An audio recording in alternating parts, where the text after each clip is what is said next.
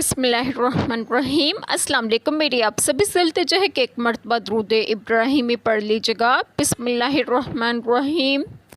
अल्लाहुम्मा सल्ली अला मुहम्मदिन व अला आलि मुहम्मदिन कमा सल्लैता अला इब्राहीम व अला आलि इब्राहीम इन्नका हमीदुम मजीद। अल्लाहुम्मा बारिक अला मुहम्मदिन व अला आलि मुहम्मदिन कमा बारकता अला इब्राहीम व अला आलि इब्राहीम इन्नका हमीदुम मजीद। बिस्मिल्लाहिर्रहमानिर्रहीम। और तुमसे हरगिज़ ना हो सकेगा कि औरतों को बराबर रखो, चाहे कितनी ही हिर्स करो, तो ये तो ना हो कि एक तरफ पूरा झुक जाओ कि दूसरी को अधर दरमियान में लटकी छोड़ दो। और अगर तुम नेकी और परहेजगारी करो तो बेशक अल्लाह बख्शने वाला मेहरबान है।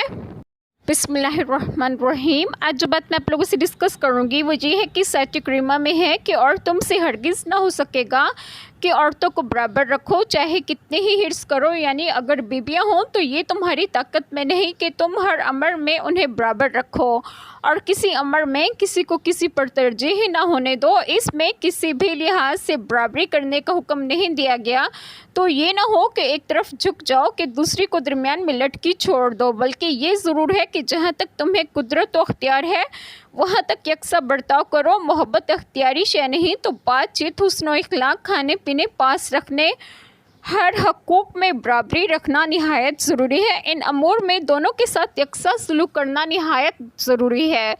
यहाँ एक सवाल पैदा होता है कि इस सूरत की इब्तिदा में फरमाया अगर अदल कायम न रख सकने का खौफ हो तो एक ही ज़ौजा पर इक्तिफ़ा करो, और इस आयत करीमा में फरमाया बीवियों के दरमियान अदल कायम करने पर कादिर ना हो सकोगे।